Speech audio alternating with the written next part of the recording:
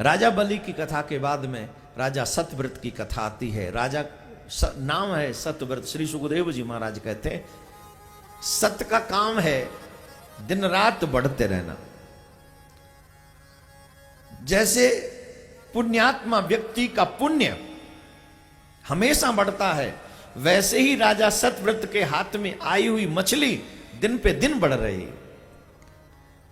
एक बार वो कृतमाला नदी में स्नान कर रहे थे, सूर्य को जल देने के लिए अंजलि में जल लिया और जब जल चढ़ाने लगे तो एक मछली उसमें आ गई अंजलि में और कहने लगी राजन मुझे 2-3 बार छोड़ दिया राजा ने। फिर एक बार मनुष्य की आवाज में बोली हे राजन मैं आपकी शरण में आई हूं, आप मेरी रक्षा कीजिए। क्षत्रियों का तो परम धर्म है जो जीव शरण में आता है उसकी रक्षा करते हैं, मैं आपकी शरण में आई हूं। भगवान की प्रेरणा से जब उसने ये सुना तो प्रभु के परम भक्त थे, पूछा आप मुझसे क्या चाहती हैं? बोली ये जला जितना ये नदी है यहां बड़े बड़े और भी हिंसक जंतु रहते हैं, मैं छोटी सी हूं, अगर मुझे यहां छोड़ दोगे तो ये मुझे खा जाएंगे, इसलिए मुझे अपने साथ कहीं सुरक्षित जगह पे ले चलो। तो राजा उन्हें अपने महल में लेकर आए और बहुत सुंदर वो बड़ा सा पोर्ट एक बनाया और उसमें सुंदर कलाकारी बहुत मणियां उसमें लगाई गई, उसमें रखा गया। थोड़ी देर बाद भी आकर देखा उसमें जल तो था ही, थोड़ी देर में आकर देखा वो जो पात्र था वो छोटा पड़ गया। फिर उससे भी बड़े पात्र में लेके गए, वो छोटा पड़ गया। फिर उससे भी बड़े पात्र में रखवाया गया, थोड़ी देर में वो भी छोटा पड़ गया। कुएं में छुड़वाया, कुआं छोटा पड़ गया। नदी में छुड़वाया, नदी छोटी पड़ गई। सागर में छुड़वाया तो वहां जाकर भगवान ने अपने विशाल स्वरूप का, नारायण भगवान उसमें से मछली में से प्रकट हुए हैं। बोले नारायण भगवान की जय। तब दोनों हाथ जोड़ते हैं, महाराज मेरे लायक कोई सेवा। बोले आज से 7वें दिन प्रलय होगी, इसी रूप में आऊंगा, मछली के रूप में। सप्तऋषियों को लेकर, संसार के बीज को लेकर तुम नाव में सवार हो जाना और मैं तब तक नाव को खींचता रहूंगा जब तक संसार में प्रलय रहेगी। तो ऐसे भगवान ने सतव्रत के उस व्रत को पूरा किया, उनकी भावना को पूरी करके मछली के रूप में प्रकट होकर उनको दर्शन देते हैं। बोले नारायण भगवान की जय। ऐसे ही सुंदर सुंदर कथाएं इसमें वर्णन है। इसी में एक प्रसंग आता है सूर्यवंश का वर्णन। श्री सुखदेव जी महाराज कहते हैं अगर मैं सूर्यवंश का वर्णन विस्तार से करूं तो 100 वर्ष भी कम पड़ जाएंगे, लेकिन फिर भी मैं तुम्हें बहुत कम में सूर्यवंश का वर्णन करके सुनाता हूं। ध्यान पूर्वक सुनो। श्री सुखदेव जी महाराज व्यास जी महाराज के लिखे हुए इस पावन ग्रंथ को, रचना की हुई पावन ग्रंथ को सुना रहे हैं। नारायण की नाभि से कमल, कमल में से ब्रह्मा और ब्रह्मा जी से हुए मरीच, मरीच के हुए कश्यप और कश्यप के हुए वैवस्वत मनु। और जब महाराज ये क्रम आगे बढ़ा तो वैवस्वत मनु यहां इनके कुल पुरोहित बनाए गए वशिष्ठ जी महाराज। पहले वशिष्ठ जी ने मना कर दिया हम पुरोहित विरोहित नहीं करेंगे, सब इससे तेज नष्ट होता है, हम तो अपने भाइयों की तरह, सनकादिकों की तरह अपने प्रभु का भजन करेंगे और भजन करके प्रभु को प्राप्त करने की कोशिश करेंगे। तब ब्रह्मा जी ने कहा चिंता मत करो, जिनको तुम्हारे भाई सनकादिक प्राप्त करना चाहते हैं, झलक पाना चाहते हैं, वही तुम्हारे जिस कुल का मैं तुम्हें पुरोहित बना रहा हूं, गुरु बना रहा हूं, उसी कुल में वो भगवान जन्म लेकर आएंगे और तुम्हें गुरु की तरह, गुरु तुम उनके बनोगे और वो तुम्हारे चरण दबाएंगे। तो ये प्यास जगी कि भगवान मिलेंगे, मेरे को गुरु कहेंगे। देखिए क्या है, संसार में एक प्यास जरूर रखो, एक भूख जरूर रखो कि भगवान मिलेंगे, चाहे किसी भी रूप में। याद रखिए मेरे भाई बहन, दुनिया में कितना भी बड़ा पद मिल जाए, कितना भी धन मिल जाए, कितना भी सम्मान मिल जाए, चिता के साथ सब स्वाहा हो जाता है, सब स्वाहा। मान लो तो ठीक, न मानो तो ठीक, लेकिन अगर तुम भगवान से मिल लो, वो कभी भी कितने भी युग निकल जाएं, लेकिन वो स्वाह होने वाला नहीं है, वो हमेशा अमर रहता है और यहां गाया जाता है। तो सबसे बड़ा ड्रीम, सबसे बड़ा सत्य और सबसे बड़ा सपना अगर कोई हो तो ये हो कि मुझे मेरे सांवरिया से, तो वशिष्ठ जी ने इस बात को स्वीकार कर लिया। तो अभी वही बात हो गई जो मैंने शुरू में आपको बताई थी। अब इनके यहां कोई पुत्र नहीं, और जब पुत्र नहीं तो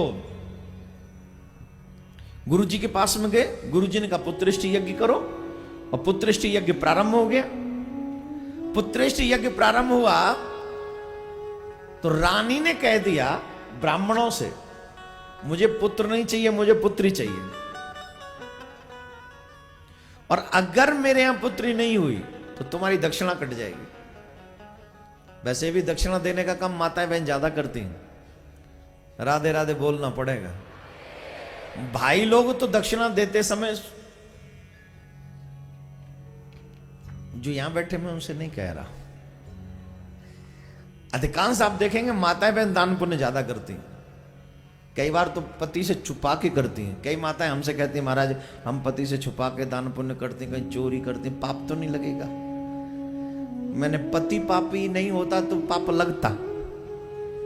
पति पुण्यात्मा है नहीं, वो तो अच्छा करता नहीं, तो तुम कितनी अच्छी हो कि उसकी बुरी कमाई को अच्छी जगह लगाकर अपना भी कल्याण कर रही हो, धन को भी पवित्र कर रही हो।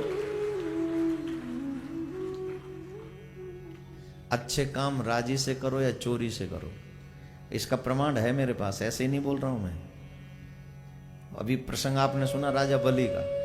गुरु की बात मानना, आज्ञा का पालन करना है शिष्य का धर्म है कि नहीं? है कि नहीं? लेकिन गुरु जी कह रहे हैं मत दो। बोले किसको मत दो? बोले भगवान को मत दो। अब बताओ ये कोई बात है? भगवान को देंगे तभी तो सब पवित्र होगा। आजकल के मॉडर्न बच्चे कहते हैं कि भगवान का हमारे वस्तु का भूखा है, दूध का भूखा है, भोजन का भूखा है। वो भूखा है तो वो, अगर वो खुद भूखा है तो हमारी रक्षा क्या करेगा? आई एम सॉरी टू से माय डियर, भगवान किसी वस्तु का भूखा नहीं है। भगवान जो सबको देता है। अच्छा एक बात बताओ, चींटी को कौन देता है? हाथी को कौन देता है? तुम जब मां के पेट में थे तब किसने दिया था? देने वाला। ऐसी कितनी प्रजातियां जिनको हम जानते नहीं, उनको भी भगवान ही देता है। तो भगवान को देकर कोई हम भगवान पे एहसान नहीं करते, बल्कि जीव वो भगवान को देते हैं जो देकर थोड़ा ज्यादा पाना चाहते हैं, और जो चीज ज्यादा हमको चाहिए हम वही भगवान को ज्यादा चढ़ाते हैं। प्रमाण के तौर पे पृथ्वी, बीज कितना बोओगे? बोलो थोड़ा। अब आप कहो हम पृथ्वी में नहीं बीज बोएंगे, क्यों? अरे साहब कमाल है, अनाज को मिट्टी में डाल दे। जवाब दो। अगर कोई किसान ये सोच ले हम अनाज को मिट्टी में डाल देंगे, खराब कर दें अनाज को, अरे नहीं हम नहीं दे, तो फिर उसे फसल मिलेगी? बोलो ज्यादा फसल मिलेगी? अगर अनाज चाहिए तो क्या करना पड़ेगा? उसे पृथ्वी में बोना पड़ेगा, पहले वो अनाज डालना पड़ेगा पृथ्वी में, और जैसे डालेगा फिर उसका कई गुना होकर वापस कुछ दिन बाद मिलेगा। तो पृथ्वी कौन है? भगवान की पत्नी। भगवान और पृथ्वी, पति और पत्नी दोनों का स्वभाव बराबर है, एक जैसा है। कैसे? बोले लेते कम हैं, देते तो जो ज्यादा पाना चाहते हैं। इसलिए मैंने देखा है, कई धनवानों को देखा है मैंने। आप सबको एक, मैं कलकत्ता जा रहा हूं, बिरला जी का नाम सब जानते होंगे, जानते हैं? बिरला जी की बराबर किसी भी धनवान व्यक्ति ने धर्म का प्रचार प्रसार नहीं किया। उन्होंने जो अपने धन का सदुपयोग किया बिरला जी ने, मैं आज तक मिला नहीं हूं, फिर कह रहा हूं उस बात को। उन्होंने हर शहर में बड़े बड़े मंदिर बनाए और हर एक शहर में कीमती पत्थर लगवाए, और इसलिए रहते तो उसमें भगवान है, लेकिन कोई नहीं कहता कि वो भगवान का मंदिर है। लोग कहते हैं बिरला जी का मंदिर है। क्या कहते हैं? जोर से बोलिए। अब एक बात बताओ, बिरला जी बैठे कि आरती बिरला जी की हो रही है? वहां आरती तो भगवान की। भगवान ने अपना ही नाम उनको दे दिया, सम्मान इतना बढ़ा दिया। तो थोड़ा दिया उन्होंने, ज्यादा नहीं दिया। भगवान ने तो उसका कई गुना दिया। आज उनके पास में कितनी संपत्ति है, क्या उन्होंने 1% भी संपत्ति मंदिर में लगाई होगी? नहीं, पर भगवान ने भी देने में कोई कमी नहीं छोड़ी। ये प्रमाण है, जो भगवान को देना जानते हैं भगवान से वो लेना भी जानते हैं। गिविंग प्रोसेस देन रिसीविंग, ये जो देना है ये पाने की एक रास्ता है। तो पुत्र नहीं है, अब ये देवी जी कह रही नहीं पुत्री होनी चाहिए, तो ब्राह्मणों ने मंत्र पढ़ दिया, देवियां देती ज्यादा हैं ये कह रहा था मैं, और देती बहुत वैसे भी दयालु होती हैं। 90% तो धर्म माताएं वहन करती हैं।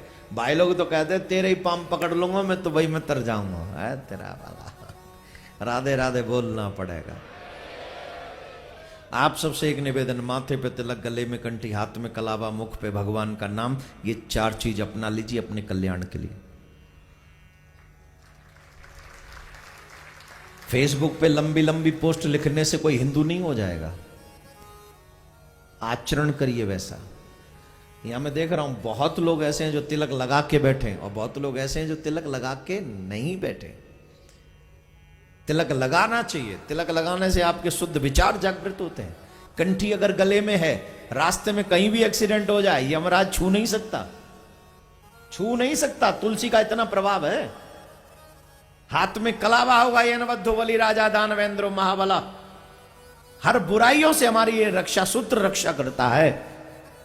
और मुख पे भगवान का नाम हो तो सारा जहां मेरा अपना है, सारा जहां।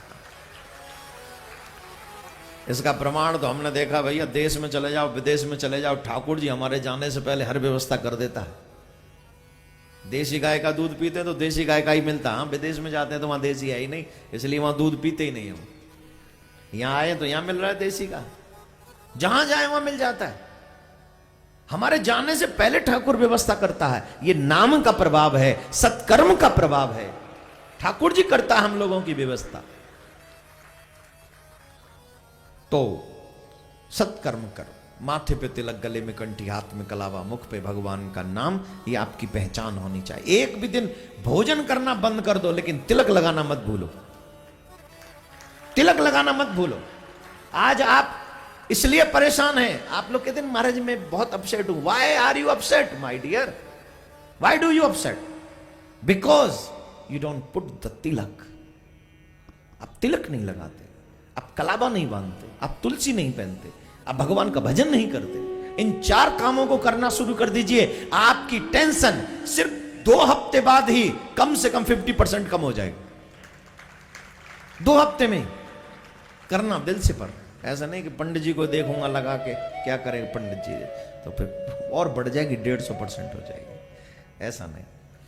तो अब देखो, घर में अगर पुत्री हो तो प्रॉब्लम किसको होती है ज्यादा, माता बहनों को कि भाइयों को? जोर से बोलो, हैं जी? सबसे ज्यादा घर में बेटी हो जाए ना तो सबसे पहले मुंह बनता है सासू मां का, फिर मुंह बनता है ननद का, और फिर तो मुंह बनता ही रहता है सबका। भाइयों को परेशानी नहीं होती है, माताओं को ही परेशानी होती है। लेकिन मैं आप सबसे एक बात कहना चाहूंगा, भारत के नौजवानों से भी एक बात कहना चाहूंगा, अगर इस देश में बेटियां नहीं होंगी तो इस देश में कोई औलाद भी नहीं होगी।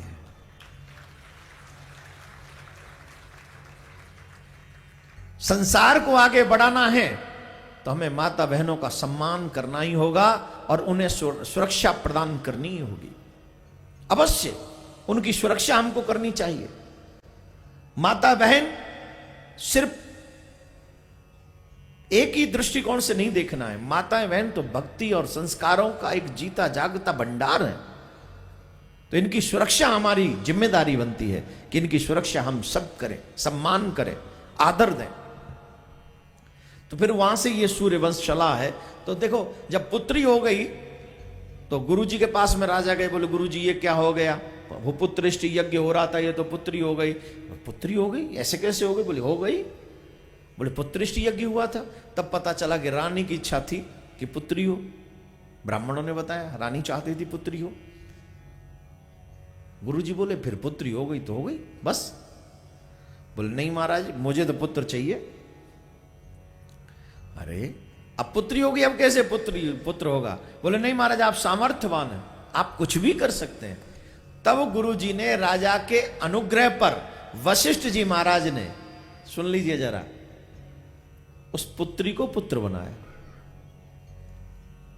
उस समय जहां कोई ज्ञान विज्ञान नहीं था, जहां कोई साइंस नहीं था, उस टाइम वहां सिर्फ ऋषियों का साइंस था। आप अपने पुराणों को पढ़िए, आप अपने पुराणों को सर्च कीजिए, आपको वो सब मिल जाएगा जिसकी आप कल्पना नहीं कर सकते। वो सब कुछ है।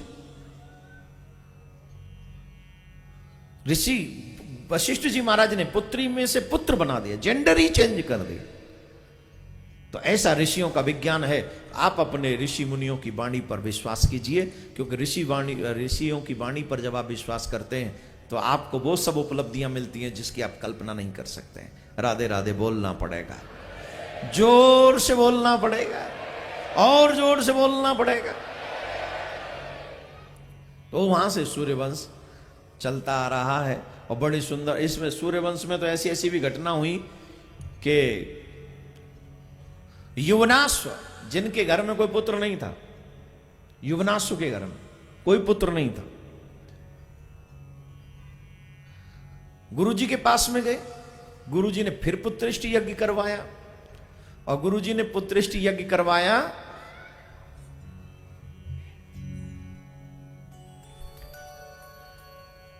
यज्ञ पूरा होते होते सायंकालीन होने लग गया, सायंकालीन समय हो गया।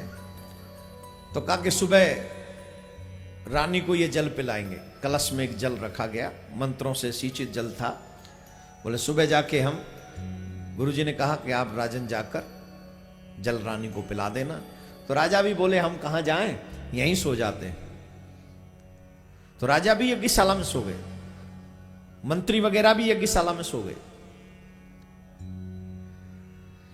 यज्ञ के नाम पे मुझे एक बात याद आई है, जरा नियम थोड़ा सुन ले ध्यान से। आज हर मेट्रो सिटी में आप देख रहे होंगे, हर मेट्रो सिटी में आजकल प्रदूषण है। सुना आपने? प्रदूषण। दिल्ली की तो वो स्थिति है कि वहां कोई श्वास नहीं ले सकता। 10 शहरों में जहां प्रदूषण की सबसे बड़ी बुरी हालत है, उनमें से सबसे ज्यादा शहर हमारे देश में, सबसे ज्यादा। ये कितनी बुरी बात है। ये इतना प्रदूषण है। आप सबसे एक आग्रह करूंगा मैं, आप लोग जो ये विदेशी कोई साइंटिस्ट थे, उन्होंने इस पे रिसर्च किया है। जो हमारे देश में यज्ञ होते थे, वो पूरे विश्व के वातावरण को सुंदर बनाकर रखते थे, पूरे विश्व के। क्योंकि यज्ञ में अधिकांश पीपल की लकड़ी से यज्ञ होता है, और जो समिधा दी जाती है उससे पूरा वायुमंडल शुद्ध और पवित्र हो जाता है। और आजकल हमारे शहर में, देश में यज्ञ होना बंद हो गया है। आजकल लोग यज्ञ नहीं करते, पर फिर भी मैं आप सबसे कहूंगा, हर एक शहर में साल में कम से कम एक बार यज्ञ होना चाहिए, जिससे हमारे उस शहर का वायु प्रदूषण जो है वो दूर रहे और हमारे देश का वातावरण स्वच्छ रहे, जिससे हम लोग आराम से चैन की सांस ले सके। एक और प्रार्थना करूंगा, अपने हर बर्थडे पर या हर मैरिज एनिवर्सरी पर या कोई भी अच्छे समय पर एक वृक्ष लगाना जरूर शुरू कर दीजिए। जितना इस पृथ्वी पर वृक्ष होंगे, उतना ही ये पृथ्वी आपको स्वच्छ वातावरण मौजूद कराएगी, पर्यावरण मौजूद कराएगी। तो आप वृक्ष लगाइए। हम लोगों के घरों में कितने वृक्ष कटकर बेड, सोफा, कुर्सी, टीवी और ये बन बना के आ गए। टीवी मतलब जहां टीवी लगती है वो भी काट का ही बनाते हैं ना हम लोग। तो वृक्ष लगाना प्रारंभ कीजिए, हम सबके लिए लाभदायक है, आने वाली पीढ़ी के लिए लाभदायक है। राधे राधे बोलना पड़ेगा। तो युवनाश रात्रि में वहीं सो गए, और जब वहां सो गए तो रात्रि में उन्हें प्यास लगी। अचानक से वो उठे और बोले कि मुझे जल महल में तो दास दासियां होते हैं, वो तो जल पिला देते हैं। अब यज्ञ कुंड में है, अब यहाँ कौन हमको जल पिलाएगा? और फिर ब्राह्मण सो रहे हैं, मंत्री भी सो रहे हैं, इनको जगाना ठीक नहीं। ऐसा भी बड़ा पद किस काम का कि जल भी अपने आप न पी सको। जट खड़े हुए राजा, और वो कलश जो रखा हुआ था मंत्रों से सिंचित जल वाला, वही उठाया, वही पी गए। सुबह सरयू में स्नान करके सब लोग आए, गुरुजी आए और मंत्रीगण आए, राजा भी स्नान करके आए। बोले उठाओ कलश को लेके चलो, रानी को जल पिलाएंगे। राजा ने जल उठाया, वो कलश उठाया तो वो कलश खाली। गुरुजी बोले ये क्या हुआ? कलश में तो जल नहीं है, जल कौन पी गया? अब तो राजा बोले गुरुजी गलती हो गई, ये जल तो हम ही पी गए। हमको रात में प्यास लगी और हम ये जल पी गए। तो गुरुजी बोले कोई बात नहीं, पहले पत्नी को होता, अब पति को होगा। बोले क्या मतलब गुरुजी? बोले मतलब एक ही है, पहले वो मां बनती, अब तू बाप बन। मतलब? बोले अब तुझे ही पुत्र होगा। बोले गुरुजी ऐसे कैसे हो सकता है, मैं तो पुरुष हूं। बोले तू पुरुष है तो क्या करें, वेद मंत्र थोड़ी याद करेंगे कि तू पुरुष है कि तू स्त्री है। वेद मंत्र कभी झूठे नहीं हो सकते भाई। अब राजा ने मूंछों पे ताप फेरी। बोले गुरुजी भी हंसी करते खूब अच्छी, बताओ हमको पुत्र कैसे हो सकता है, हम तो पुरुष हैं। और यूं मूंछों पे ताप दे राजा। गुरुजी बोले बेटा ध्यान रखियो अपनी सेहत का। अब तो महाराज 3-4 महीने गुजरे, राजा परेशान। अब तो शर्म के मारे सभा में भी न जाए। राजा गुरुजी बोले बेटा भी टाइम है। बोले गुरुजी बड़ा मुश्किल हो गया है। बोले बेटा और पी ले, प्यास लगी थी तुझे। ये शक्ति तो माताओं की है, पुरुष नहीं सहन कर सकता भाई। इसीलिए मातृ जो है, मातृ शक्ति संसार में सबसे महान है, सबसे ज्यादा। मैं तो नतमस्तक हूं मातृशक्ति के आगे, इतना सहती है ना। देखो एक जगह मैंने पढ़ा बहुत अच्छा, आपकी और हमारी हर दिन कोई ना कोई दिन तो छुट्टी हो ही जाती है, संडे की, मंडे की है, कोई ना कोई छुट्टी होती है महीने में, या कभी सरकारी छुट्टी हो जाती है, जन्माष्टमी की, रामनवमी की, कोई भी। पर सच बताइए माता बहनों की किस दिन छुट्टी होती है? उनको हर दिन भोजन बनाना पड़ता है, हर दिन उन्हें घर का काम करना होता है, हर दिन उन्हें बच्चे तैयार करने होते हैं, हर दिन उन्हें सासू माँ के प्रवचन सुनने होते हैं, हर दिन ससुर जी की लताड़ सहनी पड़ती है, और हर दिन बेटे के भी नखरे उठाने पड़ते हैं, और हर दिन हस्बैंड की तो पूछो ही मत। वो तो यूं समझो जैसे इंद्रलोक से यही इंद्र आया है, इसके अलावा और दुनिया में कोई जगह नहीं है। वो तो उसके नखरे देखो, आज चाय वो मैं मीठा नहीं डाला, पता नहीं दिमाग कहाँ रहता है, नमक नहीं डाला सब्जी में, ऐसी बनती है, यही सिखाया तेरे माँ बाप ने। तो भैया पप्पू तू खुद बना के एक दिन खा के देख ले, हम भी देख लें कि तेरे माँ बापों ने तुझको क्या सिखाया है। राधे राधे बोलना पड़ेगा। सही कह रहा हूं कि गलत कह रहा हूं? हाँ देखो कितनी खुश हो रही हैं माताएं। महाराज ऐसी कथा सुनाया करो, बड़ी अच्छी कथा करते हैं। मातृशक्ति बड़ी महान है वाकई। अब तो राजा परेशान, 5 महीने 6 महीने 7 महीने, अब राजा से तो महाराज ना चला जाए ना हला जाए। राजा बड़ा परेशान हो गया। अब 9 महीने पूरे हुए तो पुत्र हो कैसे, कठिन परिस्थिति।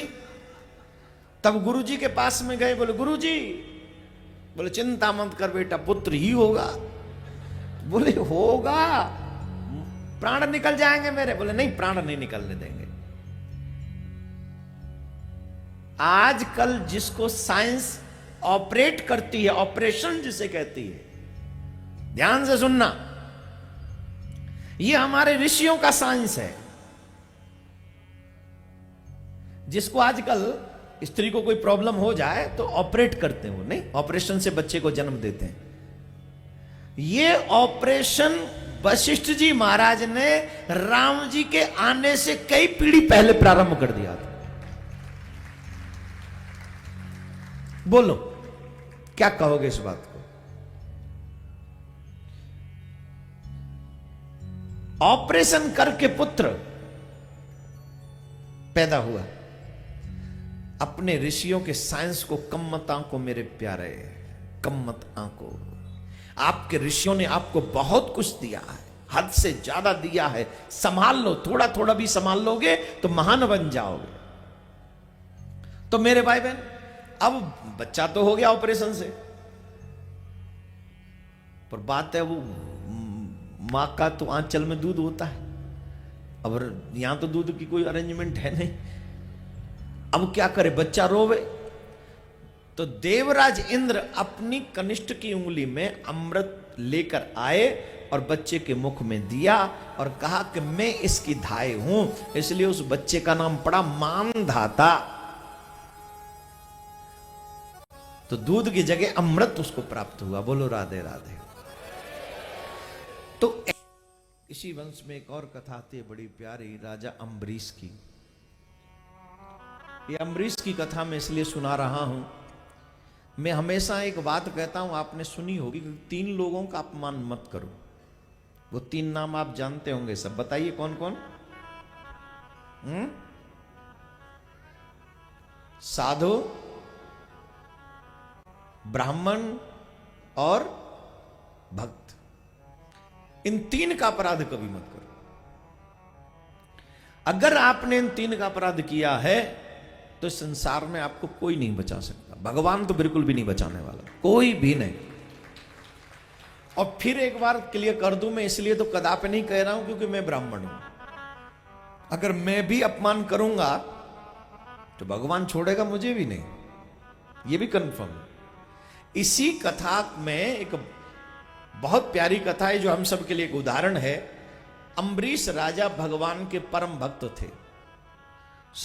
सप्तद्वीपवती मही, वो सप्तद्वीप के राजा थे, पर भगवान के इतने परम भक्त थे कि 24 घंटा भगवान की ही सेवा में रहते थे। आजकल आप लोग देखते होंगे, थोड़े भी पैसे वाले हो जाएं तो घर में पंडित जी आते हैं, मंदिर की देखभाल पंडित जी करते हैं। सेठानी जी और सेठ जी तो बस भगवान को एहसान करने, प्रणाम करने जाते हैं। जो यहां बैठे हैं उनसे नहीं कह रहा हूं, जो यहां नहीं आए मैं उनसे कहा, और ये सच है, बताइए गलत हो तो। हर एक बड़े घर में भगवान की पूजा, मंदिर तो जरूर बना लेते हैं, जैसे दुनिया आए देखे तो कहे कि हाँ मंदिर है, लेकिन पूजा पंडित जी करते हैं। पंडित जी को बुलाओ, पाठ करने के लिए बुलाओ, भोजन जिमाने के लिए बुलाओ, पूजा भी करवाओ, लेकिन उससे पहले सेवा खुद करो। ठाकुर जी को नहलाओ, ठाकुर जी को वस्त्र पहनाओ, ठाकुर जी की आरती करो, ठाकुर जी को भोग लगाओ। जैसे अपने बेटे का ध्यान रखती हो वैसे ही ठाकुर जी का भी रखो। ईमानदारी से बताओ, बेटे को नौकर का बना हुआ खाना खिलाती हो क्या? जवाब दो। अरे तू रिंदे, मेरे चिराग को मेरा ही हाथ का बनाया हुआ पसंद है, मैं खिलाऊंगी इसको वो गाजर का हलवा। तो जितने प्यार से गाजर का हलवा अपने चिराग के लिए बना रही हो, उतने ही प्यार से लड्डू गोपाल के लिए भी हलवा बनाओ, तो तेरे चिराग की रोशनी और ज्यादा हो जाएगी। ये मैं गारंटी से कह रहा हूं भाई।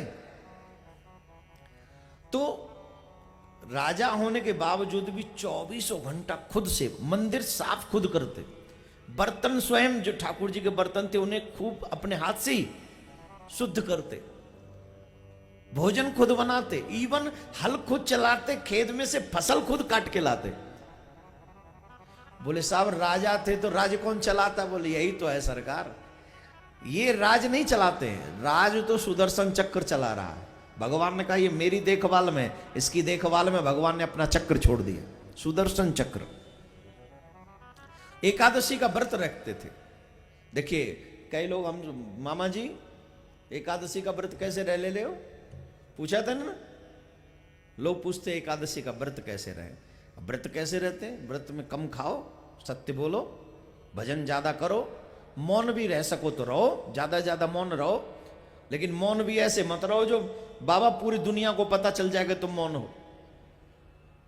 कई लोग मौन रहते, वो कॉपी पेन साथ में रखते,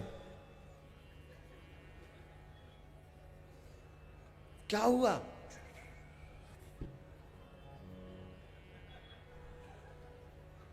क्या?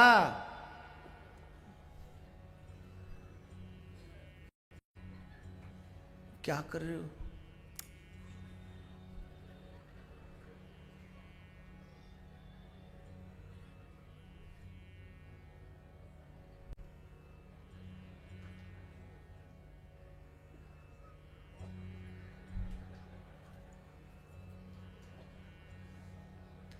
सामने वाला मौन हो गया, उसके चक्कर में सामने वाला मौन हो गया। बोले जी क्या बाप, इसे क्या रोग लग गया? मौन रहना चाहिए पर प्रदर्शन नहीं करना। आप मौन रहो, अच्छी बात है। तो व्रत कैसे रखना चाहिए? देखिए, एकादशी का व्रत जो है गो भैया तेरो आजा। एकादशी का व्रत दुनिया को प्रसन्न करने, दुनिया की किसी वस्तु को मांगने के लिए नहीं रखना चाहिए। एकादशी का व्रत भगवान की ही प्राप्ति के लिए रखना चाहिए। एकादशी का जो व्रत है उसका एक भाव ये रहे कि हम ये व्रत सिर्फ भगवान की प्राप्ति के लिए रख रहे हैं, और कोई उद्देश्य उसका वो रखो। फिर क्या करें? बोले झूठ बिल्कुल नहीं बोलना है, ब्रह्मचर्य का पालन करना है, कम खाना है, अन्न तो बिल्कुल नहीं खाना, चावल तो बिल्कुल नहीं। पूजा में भी चावल यूज नहीं होंगे। एकादशी वाले दिन पूजा में भी चावल यूज नहीं होते। और चावल खिलाना भी नहीं चाहिए, चाहे एकादशी का व्रत रहो या मत रहो। एकादशी वाले दिन चावल किसी को नहीं खिलाना चाहिए, वरना हो गया कल्याण, नरक में जाएगा। ये सच है। किसी को खिला भी दिया ना तो नरक में जाओगे। तो एकादशी वाले दिन चावल नहीं खिलाना चाहिए गलती से भी। ये सब चीजें हैं। व्रत रखें, ज्यादा ज्यादा भजन करें, हो सके तो पृथ्वी पे शयन करें, नहीं तो पवित्र स्थान पर शयन करें। इन कुछ चीजों का विशेष ध्यान रखें, और भगवान का भजन जितना करेंगे तो उतना ही भगवान प्रसन्न होंगे। राजा ने व्रत रखा, दूसरे दिन द्वादशी को वो व्रत का पारायण करने वाले थे, क्योंकि द्वादशी थोड़े समय के लिए थी, त्रयोदशी लगने वाली थी। अब जैसे ही ये पारायण करने वाले थे उसी समय दुर्वासा जी आ गए। और दुर्वासा ऋषि का नाम सुनते ही एक चीज सबके सामने आ जाती है, क्या? सांप। दुर्वासा ऋषि कौन है? बोले सांप की खान। तुम हंस गए, लेव सांप। तुम खड़े रहे, लेव सांप। तुम बोले नहीं, लेव सांप। तुम झुके नहीं, लेव सांप। बस सांप ही सांप बहुत देते थे। अब दुर्वासा ऋषि आए तो कहा, महाराज अरे राजन, हम तो राजा ने बड़ा प्रणाम किया। बोले महाराज आप मेरा आतिथ्य स्वीकार करें, आप पधारे, भोजन प्रसाद यहीं पावे। अब साहब कहे हाँ हाँ क्यों नहीं, क्यों नहीं, यहीं पाएंगे, पर थोड़ा अभी स्नान करके आते हैं, तुम तैयारी करो। अब इनको कौन कहे कि त्रयोदशी लगने वाली, इनको बोल दो तो देव लेव साहब। अब ये तो चले गए स्नान करने के लिए, अब वो त्रयोदशी लगने ही वाली थी। अब क्या करें? ब्राह्मणों से राजा ने सलाह की कि अब स्थिति में मैं क्या करूं? तो ब्राह्मणों ने कहा महाराज भगवान के चरण का चरणोदक ले लो आप बस, तो वो व्रत पारायण भी हो जाएगा और अतिथि सेवा। अब क्यों इतना क्यों सोच रहे हैं? बोले अगर किसी अतिथि को आप अपने घर में भोजन के लिए निमंत्रण दो तो पहली शर्त यह है कि उससे पहले तुम मत खाओ। आजकल उल्टा कर देते हैं, पंडित जी आए नहीं उससे पहले ही ब्रेकफास्ट खत्म है, इसीलिए तो पुण्य उतना नहीं मिलता जितना मिलना चाहिए। देखो मैं तो सबके यहां आ नहीं सकता हूं, पर मैं चाहता हूं कि जो आप भोजन कराते हो उसका फल आपको लगे। यही ना मेरा स्वार्थ है कि जो व्यक्ति जिस भाव से करा रहा है उसका लाभ उसको मिल जाए। तो कराने की विधि आपको आनी चाहिए। कराने की विधि यह है, जिस दिन आप किसी को निमंत्रण दें उस दिन आप उससे पहले ग्रहण न करें, यह पहली विधि है। हाँ, अगर कोई वयोवृद्ध हैं, कोई बीमार हैं, तो भगवान से क्षमा मांगकर, क्योंकि दवा बहुत जरूरी है आजकल, तो औषधि के लिए वो क्षमा है, सिर्फ औषधि वालों के लिए। ऐसे नहीं कि मेरे बच्चे स्कूल जा रहे हैं इनको भी बना के खिला, तो भगवान माफ नहीं करेगा, उसका फल वो नहीं लगेगा आपको जो लगना चाहिए। ये ध्यान रखना आपको। अब दुर्वासा ऋषि, जैसे ही अम्बरीश राजा ने पारायण किया भगवान के चरणामृत से, चरणोदक से, उतने में दुर्वासा ऋषि आ गए। ओहो, भयंकर गुस्सा। हमें निमंत्रण देकर, हमें अतिथि बनाकर तुमने अपराध कर दिया, अब मैं तुम्हें छोड़ूंगा नहीं। जट जटा में से एक कृत्या नाम की राक्षसी को उत्पन्न किया और वो दौड़ पड़ी, भयंकर मुंह फैलाकर दौड़ी महाराज, मानो खा जाएगी। एक क्षण में राजा सर झुकाकर बैठ गए। अपराध किया है, आप जो सजा देंगे मुझे स्वीकार होगी। इतनी विनम्रता। तुम भक्त हो, इस बात की पहचान इसी में है कि तुम विनम्र कितने हो। देखो, टाई साई तो सब पहन लेते हैं आजकल। ऊंट की सी गर्दन कोई भी कर लेगा। जिसकी जेब में 2 लाख रुपए हो ना, वो किसी से कम नहीं है। यूं करना तो बहुत आसान है, मुश्किल काम है झुकना। सबसे मुश्किल काम है। किसी की चुगली करना मुश्किल काम नहीं है, किसी की बड़ाई करना सबसे मुश्किल काम है। आप अपनी लाइफ में अनुभव करके देखिए, आपने किसी की बुराइयां ज्यादा की है कि बड़ाई? आपको खुद पता चल जाएगा, औरों से मत पूछना। आपके कानों ने बुराई ज्यादा सुनी है कि प्रशंसा? आपको खुद पता चल जाएगा। अपना स्वभाव चेंज कीजिए। आप कानों से कहिए, अरे कानों, अब बुराई नहीं अच्छाई सुना करो। अपनी जुबान से कहो, चुप हो जा, क्यों नरक में ले जा रही है। अब किसी की बड़ाई करना सीख ले, अब बुराई करना बंद कर दे। और इस सर को कहो, अरे घमंडी, कब तक यूं ही ऊंट की तरह देखता रहेगा, अब झुकना सीख ले, अब झुकना सीख ले। बहुत पुराना शहर है, कई बार बोल दिया, एक बार और बोल देंगे तो कौन सी प्रलय आ जाएगी। एक बार और बोल देते हैं? झुकना तो इंसान की शान होती है, झुकना तो इंसान की शान होती है, अक्कड़ मुर्दे की पहचान होती है। अक्कड़ मुर्दे की। बताओ, ब्लड प्रेशर इतना लो करने की इच्छा है, अब बजा ही नहीं रहे हो। जोर से बोलना पड़ेगा, और जोर से बोलना पड़ेगा। अक्कड़ मुर्दे की पहचान होती है। मुर्दा अक्कड़ जाता है, आप सबको पता है, वो झुक नहीं सकता। झुकता तो वही है जिसमें जान होती है। फलदार वृक्ष झुके रहते हैं और जिनमें कुछ नहीं है वो सर्रों की तरह लंबे ऊंचे, उनके बच्चे भी उनकी मरने की दुआ करते हैं। तो ऐसी जिंदगी क्या फायदा। विनम्र बन के जियो। राजा कोई अपराध नहीं किया, फिर भी सर झुका के बैठा। कृत्या दौड़ पड़ी और जैसे ही दौड़ी, जट भगवान के सेवक सुदर्शन आक्रमण कर दिया, उस राक्षसी का वध कर दिया। अब उसका वध कर दिया तो भी सुदर्शन का क्रोध शांत नहीं हुआ। अब ध्यान दें, दुर्वासा ऋषि कौन है? संत। और राजा कौन है? भक्त। कौन है? जोर से बोलो। किन का अपराध नहीं करना चाहिए लाइफ में? 3 का, साधु, ब्राह्मण और भक्त की कोई जाति नहीं होती। जो भगवान का है वही भक्त है, उसका अपमान कभी नहीं करना। अब अपराध किया संत ने एक भक्त का, एक संत ने भक्त का अपराध किया तो देखिए हस्र क्या हुआ। सुदर्शन दौड़ा, दुर्वासा ऋषि आगे आगे, सुदर्शन पीछे पीछे। सबसे पहले पहुंचे ब्रह्मलोक में। पिताजी पिताजी बचाओ बचाओ, पिता में बचाओ। बोले क्या हुआ?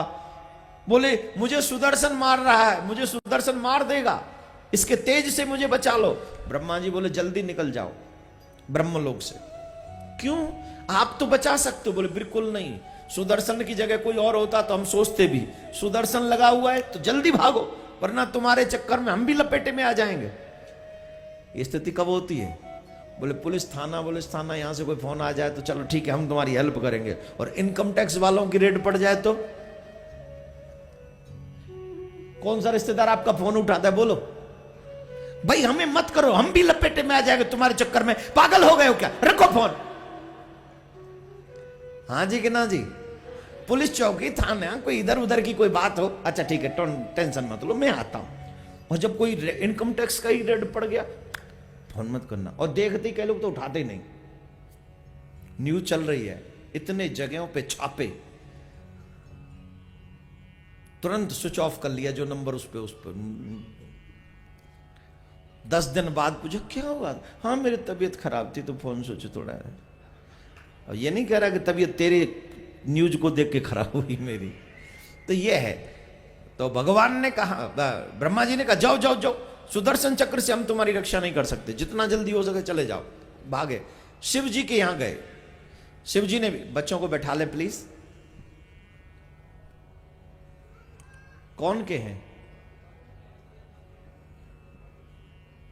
ये? कथा पंडाल है, आपके घर का आंगन नहीं है। राधे राधे बोले, जोर से बोलना पड़ेगा और जोर से बोलना पड़ेगा। तो मेरे प्यारे, शिव जी के पास में गए, दुर्वासा ऋषि हमें बचाओ हमें बचाओ। दुर्वासा ऋषि ने कहा देखो हम, बाबा भोलेनाथ ने कहा, दुर्वासा ऋषि भोलेनाथ के पास गए। बाबा ने कहा देखो तुमने और कुछ किया होता तो हम सोचते भी, पर ये शिव बाबा भोले कहते नारायण का सुदर्शन है, हम नहीं रक्षा कर सकते, जितना जल्दी हो सके यहां से निकलो। फिर कहां जाऊं? नारद जी ने बताया जिनका सुदर्शन है वहीं जाओ। तो सुदर्शन चक्र किनका है? नारायण भगवान का। तो वहीं दौड़े दौड़े चले गए। नारायण भगवान ने क्षीर सागर में उनका स्वागत किया और कहा महाराज स्वागत साई आपका, पहले सुदर्शन को कहो ये शांत हो जाए। बोले क्या हो गया? पूरी घटना बताई, मुझे बचा लो। भगवान बोले आई एम सॉरी, मैं आपको नहीं बचा सकता। ये किसको कह रहे हैं? संत को। बोले प्रभु ये आप ही का सुदर्शन है, आप इशारा कर देंगे तो शांत हो जाए। बोले पर मैं इशारा करूं क्यों? बोले प्रभु मैं आपकी शरण में आया हूं। बोले तो क्या हुआ? आपने अपराध किसका किया हुआ है? आप ये मत सोचिए मैं स्वतंत्र हूं, मैं स्वतंत्र नहीं हूं, मैं भी पराधीन हूं। बोले आप पराधीन हैं? बोले हाँ मैं पराधीन हूं। आप कैसे? अहम भक्त पराधीनो है स्वतंत्र वही ध्वज साधु विग्रस्त हृदयो भक्तेर भक्त जनप्रिय। हे महात्मन, मैं अपने भक्तों के अधीन हूं, मैं स्वतंत्र नहीं हूं। कोई ये ना समझे कि भगवान स्वतंत्र है, मैं भी परतंत्र हूं, मैं अपने भक्तों के अधीन हूं। और क्यों अधीन हूं? क्योंकि उन भक्तों को मेरे सिवा किसी और पर भरोसा नहीं है, इसलिए मुझे भी मेरे भक्तों के सिवा किसी और पे भरोसा नहीं। ये भक्त मेरा ही आश्रय लेते हैं तो मैं हमेशा उन्हीं के साथ खड़ा रहता हूं। और एक और बात बता दूं, मेरे भक्त अपने हृदय में सिर्फ मुझे विराजमान करके रखते हैं, तो मेरे भक्तों को यह भी समझना चाहिए मेरे हृदय में भी सिर्फ मेरे भक्त ही रहते हैं। भक्तिर भक्त जनार्दन जनप्रिय, वो जन मुझे बहुत प्रिय है जिनके हृदय में भक्ति विराजमान होती है। तो इसलिए तो क्या भगवान आपका नाम है शरणागत भक्त वत्सल? क्या आज आपका ये प्रण झूठा हो जाएगा कि आपकी शरण में आए हुए व्यक्ति निराश होकर जाएगा? बोले नहीं होगा, हम आपकी रक्षा नहीं कर सकते, लेकिन आपको उपाय बता सकते हैं। क्या? बोले जिसका अपराध किया है उसी से जाके क्षमा मांगो। तुरंत दुर्वासा ऋषि दौड़े, अम्बरीश के चरणों में लेट गए। अम्बरीश द्वार पर ही खड़े। ये पूरी घटना 1 साल तक चली। कितने? 1 साल तक। और इस पूरी घटना में दुर्वासा ऋषि के जाने से दुर्वासा ऋषि के आने तक अम्बरीश राजा द्वार पे ही खड़े रहे, कुछ खाए पिए बगैर। यह है अतिथि सेवा। आजकल 4-5 मिनट लेट हो जाओ, अरे हम कब से खड़े, कहां रह गए महाराज, आना है कि नहीं? नहीं आना है तो बता दीजिए और किसी पंडित जी को बुला लेंगे। बहुत तंग करते हैं आप, बहुत लेट हो गए। ऐसे समझो जैसे पंडित जी को बुला के खिला के एहसान हो रहा है। धर्म की स्थिति इतनी गिर गई है, और वो 4-5 हेलंदाओं को बुला के खाता है पीता है बैठता है, उनका इंतजार करने में शर्म नहीं आती है? नहीं, आजा भाई आज, अरे साहब मेरे को लेट हो रहा है थोड़ा, वो काम खत्म कर लूं। हाँ आ जाइए, कोई बात नहीं, इट्स ओके, मैं वेट करूंगा, आ जाना। हाँ बुला ला जा जी, खवावा तो अमरूद, पहुंचावा तो स्वर्ग। सीखिए। अम्बरीश राजा द्वार पर खड़े 1 साल अपने अतिथि का स्वागत करने के लिए इंतजार कर रहे हैं, और जैसे ही अम्बरीश राजा के पास पहुंचे, चरणों में प्रणाम किया, और जैसे चरणों में प्रणाम करने के लिए दंडवत करने लगे, अम्बरीश राजा ने उठा के गले से लगा लिया, प्रभु ये क्यों उल्टी गंगा बहा रहे हो महाराज, हमें प्रणाम करना आपको, आप हमें प्रणाम कर। अरे नहीं राजा, तू कृपा कर, सबसे पहले तो सुदर्शन को समझा, इसे रोक, इसके ताप से मैं जलाई जा रहा हूं।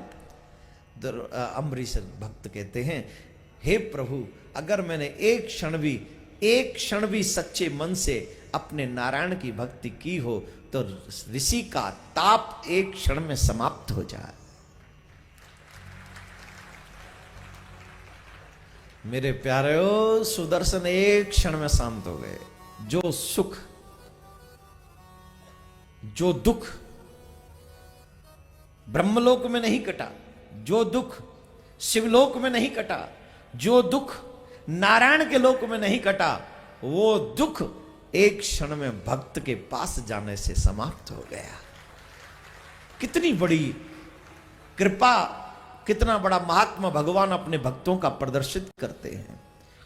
आज हमारे मन में इतनी वेदना, इतनी कष्ट क्यों? क्योंकि हमने भक्तों का संग करना छोड़ दिया, दुष्टों का संग करना प्रारंभ कर दिया। जब दुष्टों का संग करोगे तो तुम कभी प्रसन्न नहीं रह सकते। हाँ, मैनेज बहुत कर सकते हो, मैनेजमेंट बढ़ा सकते हो, सुख सुविधाएं साधन बढ़ा सकते हो, पर सुख नहीं प्राप्त कर सकते। गद्दों पे नींद सबको थोड़ी आती है साहब, गद्दे तो सबके पास है, आराम की नींद किसी किसी को आती है। बताओ, पैसे से बिस्तर खरीद सकते हो, क्या नींद खरीद सकते हो? पैसे से तुम लोग दवा खरीद सकते हो, क्या पैसे से दुआ खरीद सकते हो? पैसे से भोजन बड़े अच्छे अच्छे व्यस्त बढ़िया स्वादिष्ट बनवा सकते हो, क्या भूख खरीद सकते हो?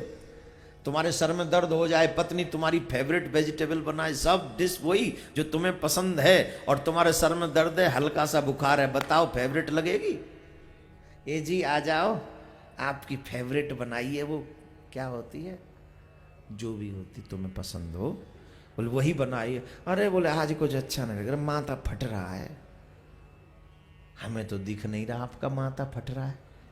अरे तुमको कैसे दिखेगा, मैं फील कर रहा हूं। नहीं नहीं, हमको दिखाओ कहां फट रहा है माथा। अरे कैसे दिखेगा माथा फट रहा है, ये तो फील होता है। तुमको फील हो रहा है, हमको तो नहीं दिख रहा है। जब तेरा माथा फट रहा, किसी को दिख नहीं रहा है, तो मेरा भगवान तेरे फटे हुए माथे में से तुझे कैसे दिख सकता? दिखता नहीं है भगवान, दिखता नहीं है। तेरे माथा फटा हुआ दिखा किसी को? दर्द हो रहा है उसमें, दिखा, पर फील तो हो रहा है। बोले जैसे तुझे माथा फट रहा है, सर में दर्द फील हो रहा है, वैसे ही मेरा ठाकुर इन भक्तों को फील हो रहा है। फर्क है, तुम कुछ भी प्रयास कर लो, सर का दर्द दिखा नहीं सकते, लेकिन थोड़े कुछ अच्छा प्रयास कर लो, तुम्हें मेरा ठाकुर दिख जाएगा। ये फर्क है, ये फर्क है थोड़ा सा। तो एक क्षण में दुर्वासा ऋषि कहते, वाह मेरे प्रभु, कैसे भक्तों का मान आप बढ़ाते हो। कोई आपसे सीखे, चरणों में बार बार ठाकुर के गीत गाते हुए गए। अम्बरीश जैसा भक्त कोई नहीं। देखो, एक राजा, लेकिन वो भक्त है। कभी भी, मैं फिर कह रहा हूं, 3 लोगों का अपराध कभी मत करना, ब्राह्मण, भक्त और संत। बोले महाराज आजकल बड़ी बातें होती हैं।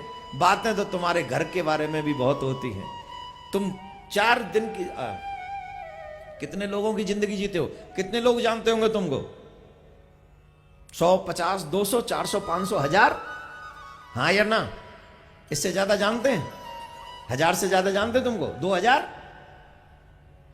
2000 में कितने लोग तुम्हारी बड़ाई करते होंगे? एक तुम्हारी मां और एक तुम्हारा बाप। पत्नी भी तुमसे सेटिस्फाइड नहीं, वो भी मायके में जाकर तुम्हारी तारीफें करती है। बड़ा निकम्मा है, कुछ भी कर लो मानता ही नहीं है, बड़ा ढीठ है।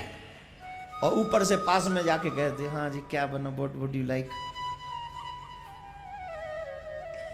5000 में से 2 लोग प्रसन्न हैं, वो भी क्योंकि माँ बाप हैं, वो तुम्हारी बुराई देखते नहीं।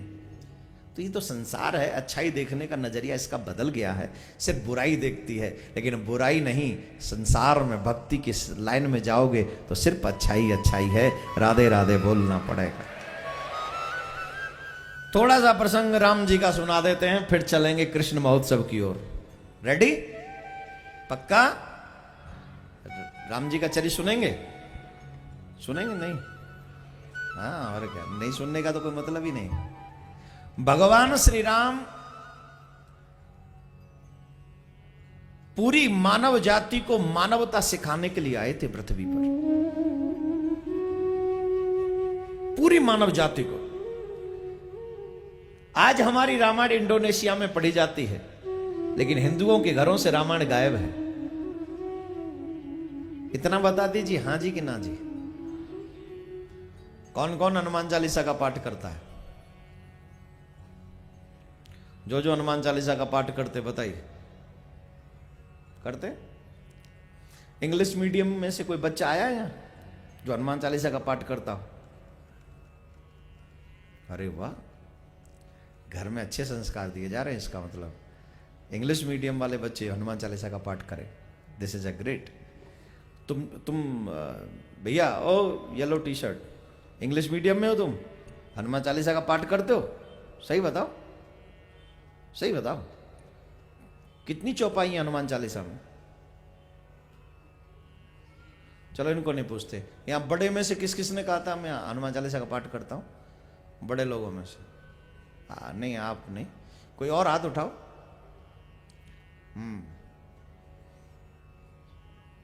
कहां है, कहां गए हाथ? कुर्सी वाले नहीं उठा रहे? तुम लोग नहीं करते?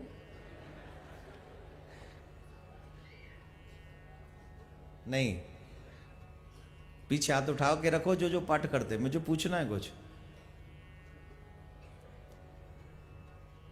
हाँ भैया, आप जिन्होंने हाथ उठाया, नहीं आप नहीं, आपके पीछे किसी ने उठाया था। चलो तुम ही बताओ, कोई बताओ, हनुमान चालीसा में कितनी चौपाई है? पीछे चुप रहो। हैं? तुम इंग्लिश मीडियम में नहीं पढ़े, बैठ जाओ। तुम नहीं पढ़े, कौन बताएगा? हाँ बेटा, कितनी है बताइए।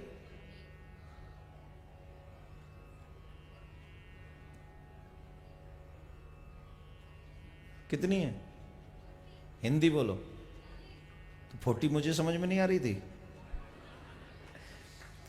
बहुत कम बच्चों को पता है कि हनुमान चालीसा में चौपाई कितनी है। रामायण तो बहुत दूर की बात है। ऊपर से प्राउड, और फेसबुक पे देखो सबसे बड़े हिंदू यही प्रदर्शित होते। ऐसे समझो जैसे इनसे बड़ा हिंदू तो तुलसीदास जी भी नहीं थे। हमारा हिंदुत्व तो सिर्फ फेसबुक तक सीमित हो गया, धिक्कार है। मेरे आचरण में होना चाहिए। हिंदू वही है जो वेद को माने और वेद की माने। हिंदू वो है जो रामायण को माने, रामायण की माने। हिंदू वो है जो राम को माने, राम की माने। हिंदू वो है जो गीता को माने, गीता की माने।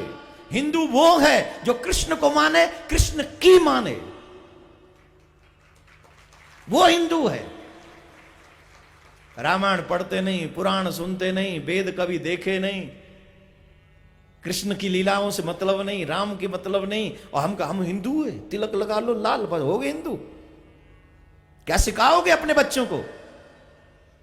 क्या सीखेंगे आपके बच्चे? वो तो अपना हिंदू नाम लिखने में भी शर्मा जाएंगे। रामायण पढ़नी चाहिए। इंडोनेशिया में रोज रामायण पढ़ाई जाती है। 40 दिन की रामायण होती है इंडोनेशिया में। वहां कोई बच्ची हो या बच्चा हो, सबके होने पर रामायण का पाठ होता है। और तुम्हारे यहां डीजे बजते हैं और अपने आप को बड़ा महसूस करते हो। मेरे घर में बेटा हुआ, पार्टी होगी। अरे ओ पापी, क्यों इस बच्चे का भविष्य बर्बाद कर रहा है? तेरे घर में एक दिव्य आत्मा आई है, किसी अच्छे काम से शुरुआत कर। उसे अच्छी आत्मा को अच्छी आत्मा बनने दे। डीजे तो जिंदगी भर बजाइयो, आज तो इसका जन्मदिन है, आज तो इसे राम जैसा बनने की दुआ करने दे। आज तो कह दे कि तू राम जैसा बनना। हाँ, माना कि तू दशरथ नहीं बन सका, माना कि तुम कौशल्या नहीं बन सके, फिर भी दुआ करो कि तुम्हारा बेटा राम हो। तुम्हारा बेटा लक्ष्मण हो, तुम्हारा बेटा भरत हो। ये दुआ कर सकते हो कि नहीं? महाराज माफ करना, बड़े वो नहीं होते जिनके बैंक बैलेंस बड़े होते हैं, बड़े वो होते हैं जिनके आदर्श, जिनके कर्म बड़े होते हैं, जिनके विचार बड़े होते हैं।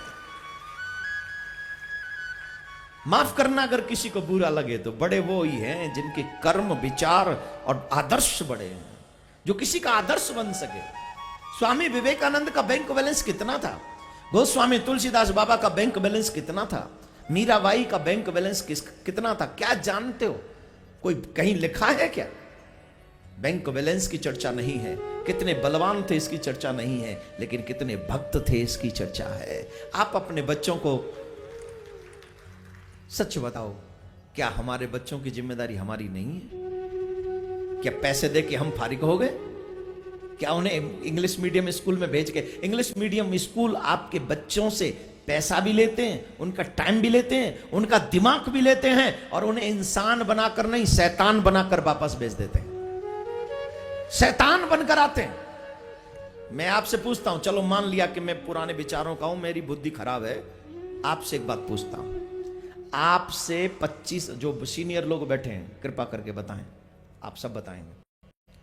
हमारे यहां पर हमारी बेटी, हमारी बहन बचपन में या जवानी में कभी भी किसी का हाथ पकड़ के नाचे, ये अच्छी बात होती है कि बुरी? जोर से बोलिए, जोर से बोलिए। और अब सुनना हमारे इन बच्चों, हमारे यंगस्टर्स की बात। हमारी बेटियों को स्कूल में वो शो करते हैं, उस शो का हमसे पैसा लेते हैं, और हमारी बेटियों को वो किसी और लड़के के साथ नाच सिखाते हैं और वो नाचती हैं। छोटी सी से शुरू करते हैं और बड़ी होकर वो नृत्य करती रहती हैं अननोन किसी के भी साथ। एक लड़की 4 लड़कों के बीच में अकेली नाच रही है, पैसा भी आपसे लिया, बेटी भी आपकी, और जब बड़ी होकर वो ये काम करे तो माँ बाप कहते पागल होगी क्या, तू बड़ी होगी अब तू किसी के साथ नहीं नाचेगी। तब माँ बाप से वो बच्ची कहती जब मैं छोटी थी उसके लिए तुम पैसा देते थे नाचने के लिए, अब क्यों नहीं नाचूंगी, कौन हो तुम? तब वो बच्ची पता है क्या कहती है? ये माँ बाप कुछ जानते नहीं, इन माँ बाप को ना कुछ अकल नहीं है, ये अभी भी पुराने जमाने में जी रहे हैं, दिन को पता ही नहीं टाइम कितना बदल गया है। अब कौन फर्क करता है लड़की और लड़के में?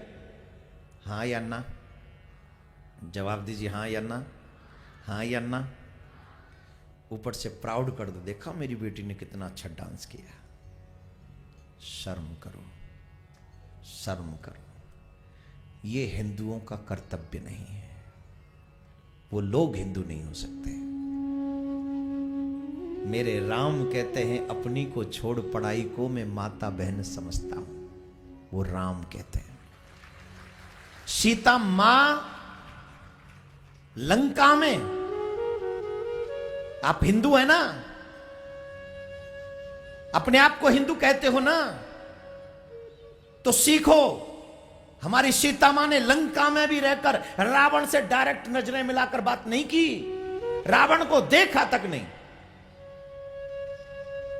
आजकल तो हमारी बहन बेटियां सबसे हाथ मिलाती हैं, hello he is my friend, तो दूर से नमस्कार कर ले, फ्रेंड है तो यूं नमस्कार कर ले कि हाथ ही मिलाए के मानेगी। जो यहां आई है मैं उनसे नहीं कह रहा हूं, जो यहां आई है बिल्कुल नहीं कह रहा हूं उनसे। ये कौन सी फ्रेंडशिप है जो हाथ मिला के और गले लग के ही शुरू होगी तुम्हारी? किसने सिखाया है? हमारे माँ बाप ने नहीं सिखाया, हमारी रामायण ने नहीं सिखाया, हमारी गीता ने नहीं सिखाया, हमारी भागवत ने नहीं सिखाया, हमारे वेदों ने नहीं सिखाया, हमारे ऋषि मुनियों ने नहीं सिखाया, ये कॉन्वेंट स्कूलों ने सिखाया है। इतना मल भर दिया है मेरी बुद्धि में, इतना भ्रष्ट कर दिए मेरी बुद्धि कि अब मुझे माँ बाप अच्छे नहीं लगते, मेरे घर के लोग अच्छे नहीं लगते, मेरा धर्म अच्छा नहीं लगता, मुझे मेरी बर्बादी अच्छी लगती है। इतना भर दिया, इतना निकृष्ट कर दिया इन लोगों ने हमें। सीता मां ने रावण से कैसे बात की थी जरा बताना मुझे। तृणधर ओट कहत बैदेही, तिनके को बीच में रख लिया। किसको? जोर से बोलिए, क्यों रख लिया? क्योंकि भारतीय स्त्री सिर्फ अपने पति को देखती है, अन्य पुरुष को देखना नहीं चाहती, इसलिए सीता मां ने अपने बीच में तिनका रखा। तिनका वैसे ऐसे कहते कि पृथ्वी मां से ही सीता मां का जन्म हुआ है, तो पृथ्वी की पुत्री है, और तिनके का भी जन्म, जोर से बोलिए, भूमि से हुआ है, तो ये सीता मां का भाई हुआ। तो सीता मां कह रही मेरा भाई मेरे साथ है, बात तो कर रही हूं लेकिन मेरा भाई मेरे साथ है, मैं अकेली नहीं हूं, मेरे भाई मेरे बीच में है। तो मतलब बोले या तो पति साथ हो तब आप किसी से बात करो, या भाई साथ में हो तब आप किसी से बात करो, या आपके पिताजी आपके साथ हो तब आप किसी से बात करो, और बात करो मर्यादा में रह के। Don't touch anybody.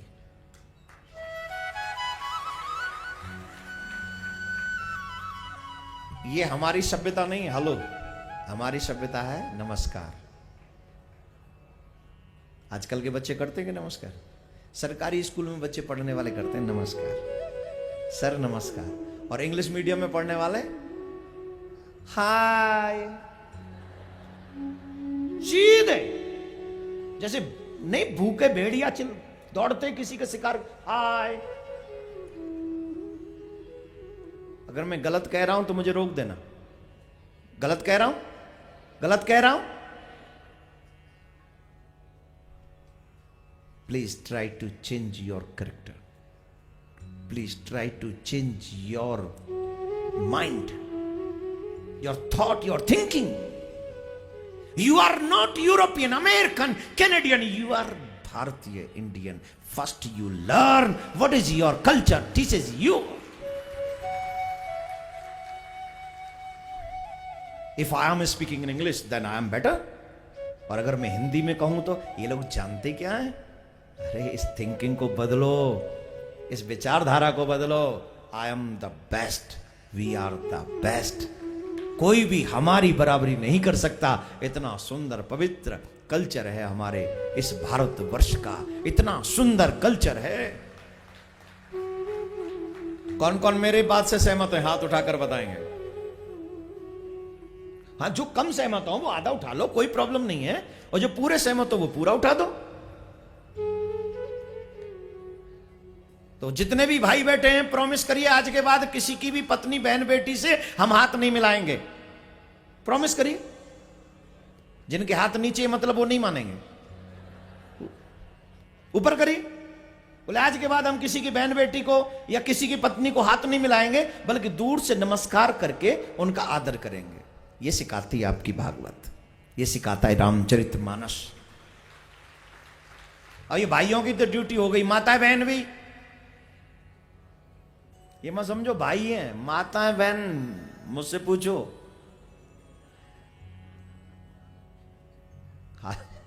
कौन कौन आज के बाद हाथ नहीं मिलाएंगे? हाथ जोड़कर प्रणाम करेंगे, हाथ उठाकर बताएं, प्रॉमिस करें कि आज के बाद हम किसी भी अननोन आदमी से, फ्रेंड इन सब जो बेकार की कंडीशन, इन लोगों से कभी हाथ नहीं मिलाएंगे, बल्कि हाथ जोड़कर दूर से नमस्कार करके उनका आदर करेंगे, उनको सत्कार करेंगे। It's our culture my dear. जो लोग आज आए ना वो फंस गए। पहले दिन आए और पहले दिन रामायण सीख के जा रहे हैं यहां से हम। कोई बात नहीं, जीवन में जब सीख लो वही दिन आपका सवेरा है। और अगर आपने आज इतना भी सीख लिया तो मैं वादा करता हूं कि राम आज आपके जीवन में प्रविष्टित हो रहे हैं। माता बहनों में आज सीता मां प्रविष्टित हो रही है। अगर आप आज ही सीख लेंगे तो निश्चित आज आपके लिए शुभ दिन होगा। देखिए, मैं सभी कल्चरों का सम्मान करता हूं, लेकिन भारतीय हूं, इसलिए अपने संस्कार कभी हमको छोड़ना नहीं चाहिए। तो ऐसे ही आगे बढ़िए आप लोग। भगवान श्री राम ने, कृष्ण जन्म महोत्सव की ओर चलूं उससे पहले एक कथा सुना देता हूं भगवान श्री राम की। राधे राधे बोलना पड़ेगा। एक बार भगवान श्री राम हनुमान जी के साथों में बैठे हुए थे और भगवान श्री राम उदास थे। हनुमान जी महाराज ने पूछा, महाराज आप उदास क्यों हैं? ये तब की बात है जब लंका जीत ली, अयोध्या में राज्य कर रहे भगवान श्री राम, बड़े प्रसन्न हैं, सब आनंद ही आनंद है। लेकिन एक दिन राम जी उदास थे तो भगवान श्री राम से हनुमान जी दोनों हाथ जोड़कर पूछते, प्रभु आप उदास क्यों हैं? आपका मुखमंडल हमेशा प्रसन्नता से भरा रहता है और वही अच्छा लगता है, आज आप उदास हैं। तो श्री राम जी कहते, हनुमान जी जब मैं आपको देखता हूं ना तो मैं उदास होता हूं। हनुमान जी बोले, मेरे से कोई अपराध हो गया प्रभु? हनुमान जी बोले, नहीं, आपको देखता हूं तो मैं उदास होता हूं। हनुमान जी बोले, मेरे से कोई अपराध हो गया प्रभु? हनुमान जी बोले, नहीं, आपको देखता हूं तो मैं उदास होता हूं। हनुमान जी बोले, मेरे से कोई अपराध हो गया प्रभु? हनुमान जी बोले, दास हमेशा डरता रहता है कहीं मेरे से कोई अपराध ना हो जाए, और अपराध होगा तो, बोले अपराध हो गया तो उसका डर क्यों है? बोले इसका डर यह है अगर मुझसे कोई अपराध हो गया तो मेरा स्वामी मुझसे मेरी सेवा छीन लेगा। दास की सबसे बड़ी संपत्ति क्या है? हैं? सेवा सबसे बड़ी संपत्ति है। और आजकल के लोगों को सेवा करना भी नहीं आता है। कई बार तो है महाराज, पहले लोग लड़ते थे मेरी सेवा मत छीनना, मेरी सेवा मुझे दे दो। आजकल लोग लड़ते सेवा तू कर, नाम मेरा होने दे। अच्छा मना करो, बोले हाँ नहीं ये बात सही नहीं है, बोलो मना करो, हिम्मत है तो। सेवा तू कर,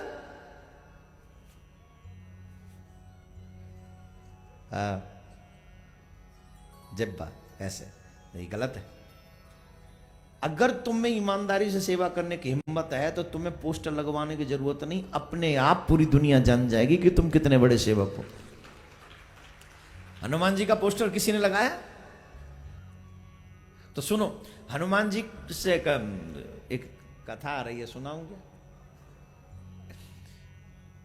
एक गुरुजी थे, दो चेले थे और आपस में लड़ते थे दोनों बहुत जोर जोर से। बोले किस लिए लड़ते थे? बोले ये सेवा मैं करूंगा, ये सेवा मैं करूंगा, ये सेवा। तो गुरुजी ने कहा सुनो ये लड़ना वड़ना बंद करो, तुम लड़ते हो, एक काम करो अपनी अपनी सेवा बांट लो। बोले तो ठीक है बांट ली, सुबह का भोजन तुम बनाओगे, शाम का भोजन हम बनाएंगे, ये तुम करोगे, एक दिन हम ये करेंगे, ये सब सेवा बट गई। अब चरण दबाने की सेवा, बोले ठीक है राइट हैंड साइड हाथ और पैर तुम दबाओगे, लेफ्ट हैंड साइड हाथ और पैर हम दबाएंगे, ऐसा हो गया। बोले ठीक है। एक दिन गुरुजी वो दोनों सेवा कर रहे थे, हाथ दबा रहे थे। तो गुरुजी अपने बाएं चरण पे दाएं चरण को रखकर लेटे हुए थे। तो जिसके बट में बायां चरण आ रहा था उसे गुस्सा आ गया, तेरी हिम्मत कैसे हुई कि तेरा चरण मेरे चरण को छू गया? ये देखो सेवा, तेरे हिम्मत कैसे हो गई कि तेरा चरण मेरे चरण को छू गया? और दूसरे को भी लगा क्यों मेरा चरण कोई ऐसा ही है क्या? बोले रुक अभी देखता हूं। वो गया, एक डंडा उठा के लाया और जोर से दिया गुरुजी के चरण में। गुरुजी आंख मीच के सह गए। दूसरा जिसके चरण में डंडा पड़ा है, ओहो तूने मेरे चरण को पीटा, तूने मेरे चरण को पीटा, रुक तूने डंडे से पीटा, अब देख मैं क्या करता हूं। वो गया, वो गड़सा उठा लाया। गड़सा समझ गए? नहीं समझ गए साहब? गड़सा नीचे से पहना पूरा बढ़िया, एक ही बार में चरण जिसको छुआ वो उसकी हिम्मत कब खैर नहीं। वो गड़सा उठा के लाया। गुरुजी बोले भाई मेरे को माफ कर दो तुम दोनों, मैं धन्य हो गया तुम जैसे चेलों को पाकर, मेरा कल्याण हो गया। एक ने तोड़ दिया, दूसरों काटवे को तैयार है। ये कोई सेवा थोड़ी है। आजकल सेवाएं ऐसी हो रही हैं, काट दो पर सेवा नाम छिपा रहे। गड़सा ले रखा हाथ में, गर्दन मिलेगी तो गुरुजी की काटेंगे, टेंशन नहीं है, काट दे भैया, देखी जाएगी सो होगी। पर इसको सेवा नहीं कहेंगे, इसको क्या कहेंगे आप? जो कह लो। सेवा तो हनुमान जी की है। सेवा करते भी रहते हैं, सर झुका के भी रखते हैं, सर झुका के रखते हैं, बोलते नहीं है, पेपर में ज्ञापन नहीं छपवाते कि हम सेवक हैं, ऐसा नहीं। सेवक का तो कर्म बोलता है साहब। हनुमान जी को राम जी कह रहे हैं हम बहुत परेशान हैं तुम्हारे लिए। क्यों? बोले देखो हमने तुम्हें कोई पद नहीं दिया। आजकल तो पद की भी बड़ी लड़ाई है साहब। जिसे पद न मिले वो गुरु बदल लेता है, धर्म बदल लेता। आजकल के लोग नहीं धर्म बदलने की धमकी देते, अगर हमारी बात नहीं सुनी तो हम धर्म बदल लेंगे। बदल ले, एक दिन तेरी पत्नी कहेगी अगर तू मेरी नहीं सुनेगा तो मैं। ये कोई मतलब है? हम धर्म बदल लेंगे, धमकी दे रहे हो? ये धर्म कोई वस्तु है? पर लोग तो आजकल हद से ज्यादा नीचे चले गए। कोई कहता हम धर्म बदल लेंगे, कोई कहता हम पत्नी बदल लेंगे, कोई कहता है हम अपना गुरु बदल लेंगे। लेकिन जो बदलते हैं उनका चरित्र ही बदलाव वाला होता है। बदलना है तो बुराई से अच्छाई की तरफ बदलो, और कुछ मत बदलो। एक की गोद को, एक की उंगली को पकड़ के रखो, तर जाओगे। और रोज रोज नए नए पकड़ोगे ना तो आई सब में जिन कहां से आए थे कहां जाओगे। चलो जी, मैं क्या कह रहा था। राम जी बोले हमने तुमको कोई पद नहीं दिया, इस बात की तकलीफ है। तुमने जिसको कहा, तुमने जिसको चाहा पद मिल गया। सुग्रीव को पद मिल गया, विभीषण को पद मिल गया, और तो और तुम्हारी वजह से मुझे भी अयोध्या का पद मिल गया, पर तुम्हें कोई पद नहीं मिला, मुझे इस बात का दुख है। राम जी कहते हैं कोई पद नहीं मिला। हनुमान जी कहते हैं तीनों से ज्यादा खुश तो मैं हूं। कैसे? बोले सुग्रीव को किष्किंधा का पद मिला, विभीषण को लंका का पद मिला, आपको अयोध्या का पद मिला। देखिए तो सही मैं कितना सौभाग्यशाली हूं, मुझे एक पद नहीं मिला, मुझे आपके दो दो पद मिल गए। मुझे आपके दो दो पद मिल गए। ये दोनों पद मतलब पग चरण। मैं कितना खुश नसीब हूं कि मेरे को दुनिया के मालिक के दोनों पद मिल गए। मुझे तो यही चाहिए, तेरे चरणों की भक्ति मुझे चाहिए, वो मिल गई, मेरा कल्याण हो गया। मेरे प्यारे राधे राधे बोलना पड़ेगा, जोर से बोलना पड़ेगा। बड़े धीरे बोल रहे हो। भगवान श्री राम ने सिखाया बचपन से, वेद पुराण सुनहि मन लाई, आप कहीं अनुजय समझाए। कौन कौन चाहता है हमारे चरित्र का निर्माण हो?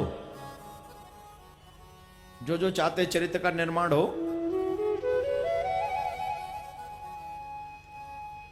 चाहते हो? जो लोग चाहते हैं चरित्रों का निर्माण हो, इंग्लिश में भी कहते हैं character is gone everything is gone. चरित्र गया तो सब कुछ गया, राइट? इंग्लिश की बुरी सब चीजें सीख लेते हो, अच्छी चीजें भी सीखा करो ना। उसी में कहा है character is gone everything is gone, then don't try to dance anybody with anybody. आपका कैरेक्टर चला जाएगा। बोले नाचने से कैसे कैरेक्टर चला जाएगा? बोले स्पर्श, स्पर्श से ही वासनाओं की प्रारंभ होती है कि नहीं? पहले देखो, फिर स्पर्श करो, खो जाओ। तो इंग्लिश में ही कहा गया है character is gone everything is gone. तो वो कैरेक्टर बने कैसे, चरित्र बने कैसे? तो चरित्र बनाने के लिए भगवान श्री राम सिखाते हैं कि अपने वेदों से जुड़ो, अपने पुराणों से सुनो। अब क्या है कि वेद पढ़ने का अधिकार सबको नहीं है, लेकिन पुराण सुनने का अधिकार सबको है। सब सुने, जब कथा हो तो सब सुने। तो जो कथाएं होती हैं, रामायण की कथाएं होती हैं, वो सब सुननी चाहिए। क्यों? बोले जब भाई लोग कथा सुने राम कथा में, तो राम जी जैसा चरित्र बनेगा, भरत जैसा चरित्र बनेगा, दशरथ जी जैसे बनना चाहोगे, सुग्रीव जैसा मित्र बनना चाहोगे, हनुमान जी जैसा दास बनना चाहोगे, विभीषण जैसा भक्त बनना चाहोगे, हैं? भाई बनना हो तो लक्ष्मण जैसा, भरत जैसा, राम जी जैसा, शत्रुघ्न जैसा। तो रामायण पढ़ोगे तो ये सब। आजकल भाइयों में भी इतना प्रेम क्यों नहीं रहा? क्योंकि रामायण पढ़ते ही नहीं। आजकल तो महाभारत देखते हैं सब, अतिश्री महाभारत कथा। तो महाभारत में तो दुर्योधन जैसा है वैसे कितने दुर्योधन समाज में हो गए? नहीं, रामायण पढ़ो, अच्छे बनो। और अगर ग्रंथों में कृष्ण की कथा सुनोगे तो तुम्हें पता चलेगा कृष्ण का प्रेम कैसे प्राप्त किया जाए। अब सब चाहते हैं कृष्ण हमारे सामने प्रकट हो जाएं, हमें गोपी बना लें, हम भी उनके साथ नृत्य करें, लेकिन गोपी भाव तो आए पहले। गोपी भाव आएगा कहां से? ये गोपी भाव ही देती है भागवत कथा। ये भागवत हमें गोपी प्रेम देती है। मैं तो कई लोगों को देख रहा हूं यहां पर पुणे में, जो पुणे से नहीं आए हैं। महाराज पता नहीं कौन कौन से कोने से आए। पुणे से बाहर से कौन कौन आया? ये देखो कितने लोग बाहर से आए। उठा के रखो ना, कैमरा तो अब आया तुम्हारे पर। मुझे लोग कई झूठ बोलते महाराज। कितने लोग पुणे से बाहर से आए कथा सुनने के लिए। इवन मुंबई से भी आए हमारे सेठ जी, और भी हमारे, ये तो हमारे आयोजक रहे मुंबई में। अभी जो कथा हुई कितना सुंदर दिव्य आनंद आया। भैया तुम धन्य हो, तुम लोग सब वाकई।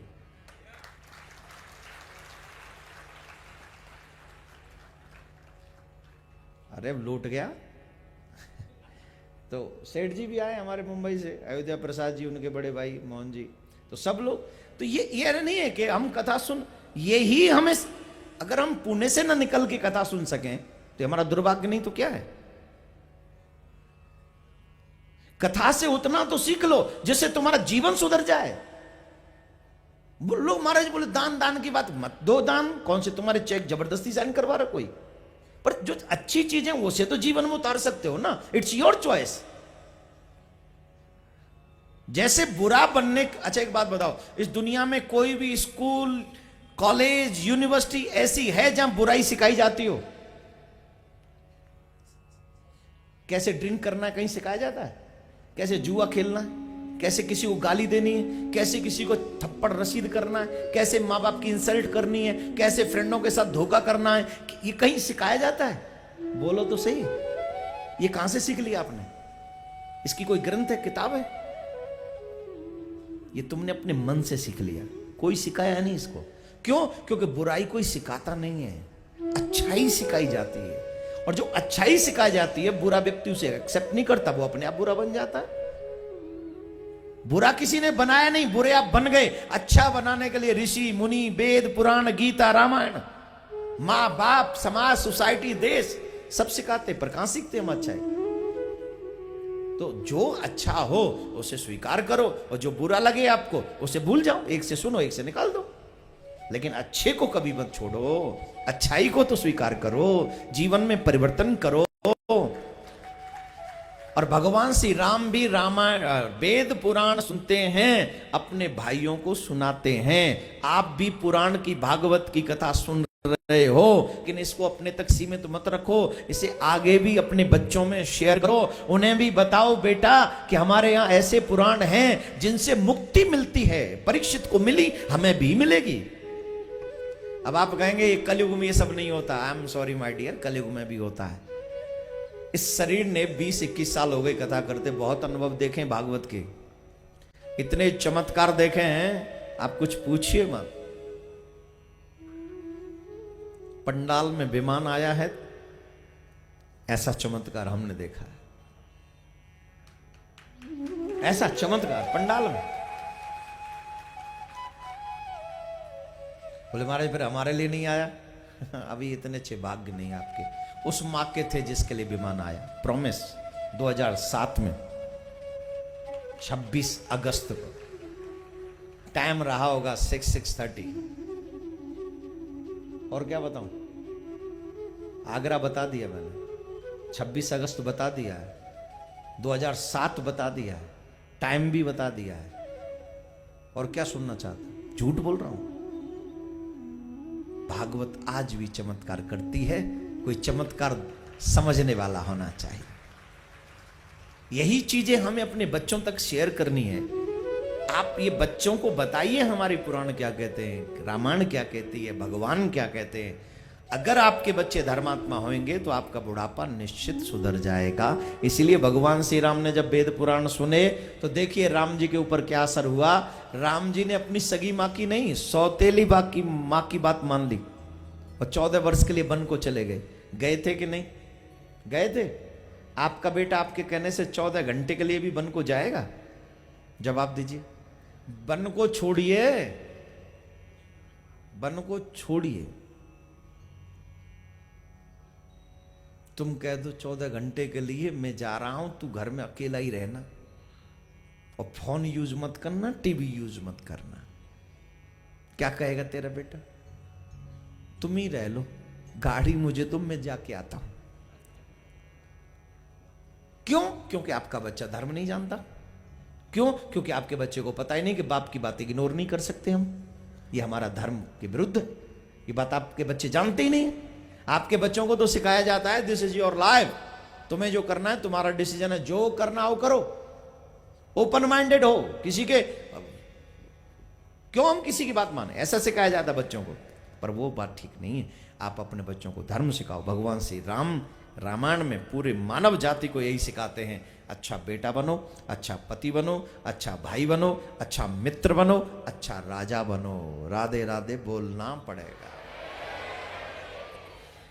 तो भगवान श्री राम की ये कथा आपने सुनी। वैसे तो मैंने भगवान श्री राम की कथा कम, उनसे संबंधित कुछ संस्कारों की बातें ज्यादा की हैं। आइए अब चलते हैं भगवान श्याम सुंदर के प्राकट्य महोत्सव की ओर। दोनों हाथ जोड़ें और नंद महोत्सव में सम्मिलित होने के लिए आप सभी तैयार हों। दोनों हाथ जोड़ लें। और जो YouTube पे देख रहे हैं, अगर आस्था चैनल पे कथा पूरी हो जाए तो आप तुरंत YouTube चैनल पर चले जाएं और इसे सब्सक्राइब कर लें। जिन्होंने सब्सक्राइब नहीं किया शेयर जरूर किया करें। आप लोग शेयर नहीं करते हो, लाइक नहीं करते हो, लाइक किया करो, धर्म का प्रचार किया करो। यही शिकायत तुम्हारे अच्छे काम किया करो।